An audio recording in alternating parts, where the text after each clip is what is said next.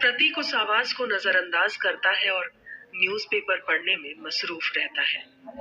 अचानक फिर से अलार्म बज उठता है, मगर इस बार अलार्म रुकने का नाम नहीं ले रहा था। प्रतीक अलार्म की आवाज को सुनते ही उस तरफ दौड़ पड़ा था। वहां पहुंचते ही उसे किसी औरत की चीख सुनाई पड़ रही थी।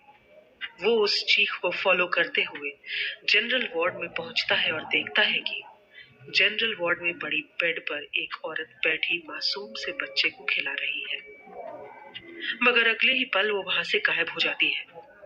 ये नजारा देखकर प्रतीक अपनी जगह पर जम सा जाता है, मगर वो इस बात को अपना वहम समझकर वापस चला जाता है।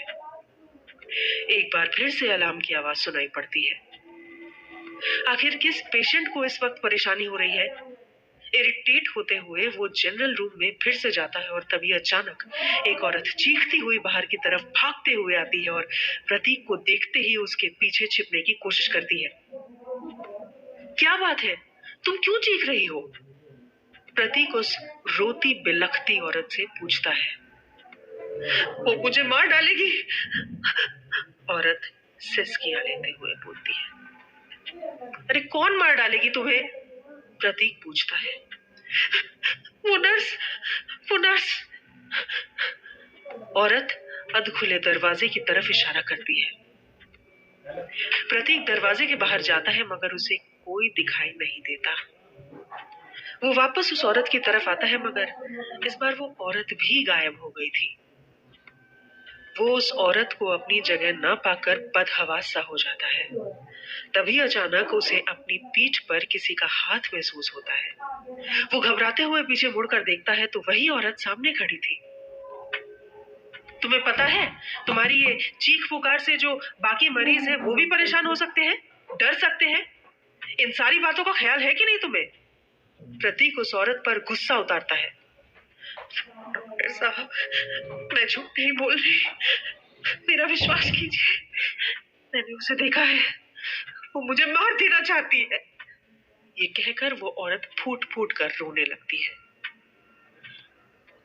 अच्छा अच्छा, देखिए अब आप रोइए मत, आप आराम करिए, जाइए, मैं यहीं आसपास रहूंगा, कुछ हो तो आप मुझे बताइएगा। वो औरत प्रतीक के कहने पर अपने बेड पर चली जाती है। प्रतीक वापस आकर अखबार उठाता है और उसके पन्ने पलटने लगता है। अंदरूनी पन्नों पर काफी लंबा चौड़ा विवरण था और साथ ही मकतूलों की तस्वीरें भी छपी हुई थी। मिस्टर और मिसेस अरोड़ा की तस्वीर उनकी शादी की थी, जो दिखने में ब्लैक एंड व्हाइट थी। एक चौथी क्लास की छात्रा का फोटो भी छपा था, जो कि उनकी ही बेटी थी। उसने अखबार बेचैनी से एक तरफ डाल दिया। कोई नई बात नहीं है, प्रतीक को सब कुछ अब तक याद था, वो भी बहुत अच्छी तरह से। उसके थैले में सब कुछ था और बाकी बातें जो उसे मालूम नहीं थी वो उस लड़के के दिमाग में थी, जो अस्पताल की 8वीं मंजिल पर मौजूद था।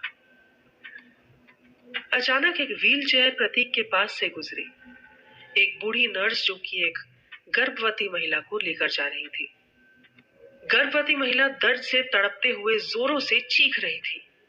उस अस्पताल का मैटरनिटी वार्ड दूसरी मंजिल पर था।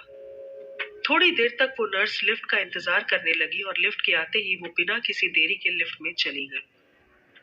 लगातार जिंदगी और मौत के रोजमर्रा के मामले यहाँ चारों तरफ देखे जा सकते थे। प्रतीक ने घड़ी देखी, 11:13 हो रहे थे। आहूजा को देर हो चुकी थी और ये हैरान करने वाली बात थी, क्योंकि वो वक्त का बहुत पाबंद इंसान था। अचानक फिर से इमरजेंसी अलार्म बजता है और प्रतीक भागता हुआ उसी जनरल रूम में पहुंचता है, मगर उस बेड से वो औरत गायब थी। अगले ही पल वो बगल के कमरे से आती हुई चीख को सुनते ही उस कमरे में बिना देर किए पहुंच जाता है। सामने खड़ी वही औरत खिड़की की तरफ देखते हुए चीख रही थी। अब क्या हुआ? वो जोर से चीखते हुए पूछता है। वो औरत इस बार खिड़की की तरफ इशारा कर रही थी। उस खिड़की के पास एक नर्स हाथ में बच्चा लिए खड़ी होती है और देखते ही देखते वो खिड़की से छलांग मारती है। प्रतीक चीख उठता है।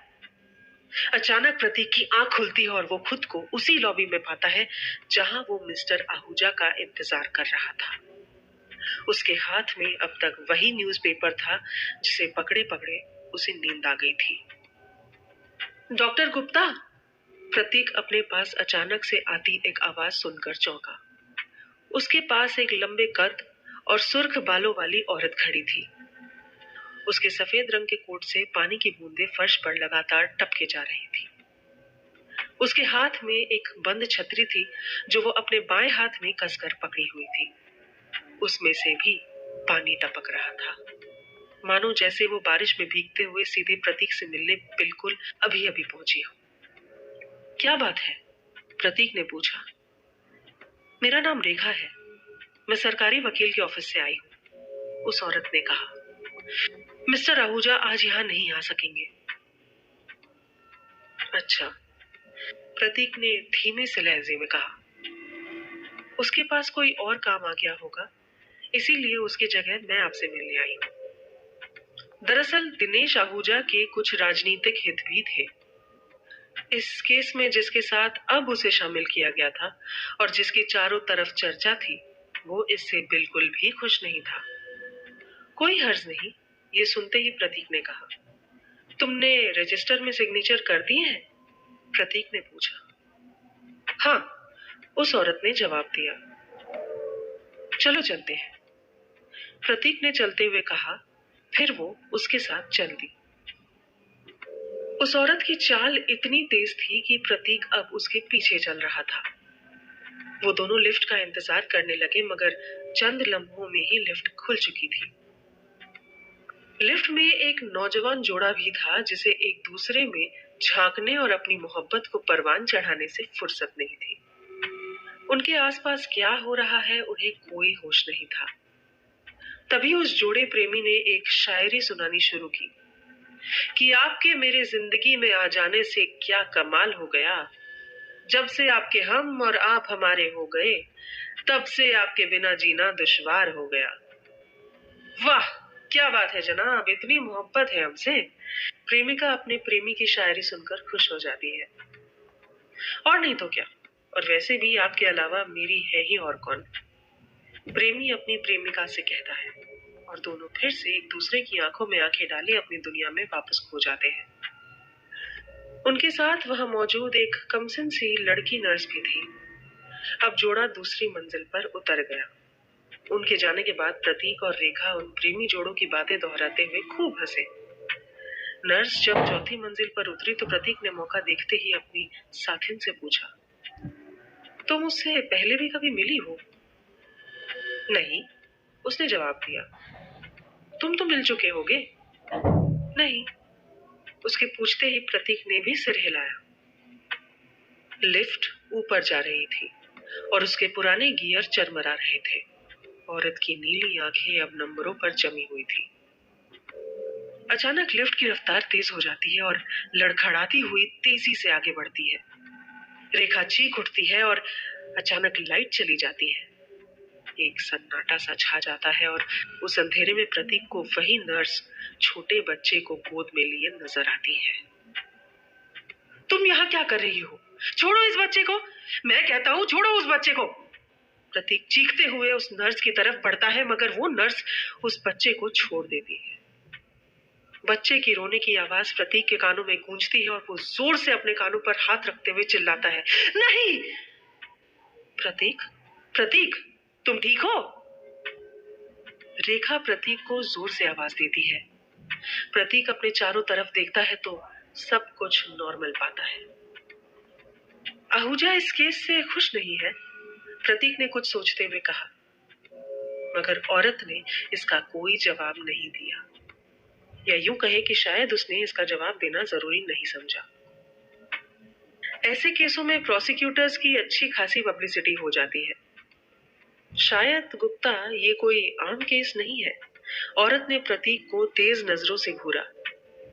भगवान न करे ऐसा कोई दूसरा केस हो, वो धीरे से बोली। लिफ्ट को हल्का सा झटका लगा और अब 8वीं मंजिल भी आ चुकी थी। लिफ्ट के दरवाजे खुले, मगर दरवाजे खुलते ही प्रतीक को अपने चारों तरफ अंधेरा ही अंधेरा नजर आने लगा और एक बार फिर रेखा लिफ्ट से गायब हो गई। उसने लिफ्ट से बाहर न आने का फैसला करते हुए लिफ्ट में ग्राउंड फ्लोर का बटन दबा दिया, मगर ये क्या? लिफ्ट तो बंद होने का नाम ही नहीं ले रही थी। कुछ सोचकर उसने अपने धीमे धीमे कदमों को बाहर की तरफ बढ़ाया। तभी एक भारी सी आवाज प्रतीक को अपने कानों में गूंजती हुई सुनाई पड़ती है। प्रतीक, प्रतीक। देखते ही देखते उस आवाज की गूंज तेज हो जाती है। अब वो उस आवाज को अपनी ठीक पीछे सुन सकता था।